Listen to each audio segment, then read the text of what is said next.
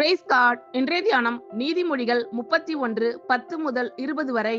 குணசாலியான ஸ்திரியை கண்டுபிடிப்பவன் யார்? அவளுடைய விலை முத்துக்களை பார்க்கிலும் உயர்ந்தது. அவள் புருஷனுடைய இருதயம் அவளை நம்பும். அவன் சம்பத்து குறையாது. அவள் உயிரோடு இருக்கிற நாளெல்லாம் அவனுக்கு தீமையை அல்ல நன்மையையே செய்கிறாள். ஆட்டு மயிரையும் சணலையும் தேடி தன் கைகளினால் உற்சாகத்தோட வேலை செய்கிறாள். அவள் வியாபார கப்பல்களைப் போல் இருக்கிறாள்.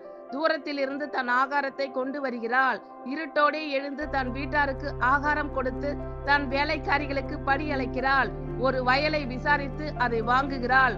தன் கைகளின் சம்பாத்தியத்தினால் திராட்சை தோட்டத்தை நாட்டுகிறாள். தன்னை பலத்தால் இடை கட்டி கொண்டு தன் கைகளை பலப்படுத்துகிறாள்.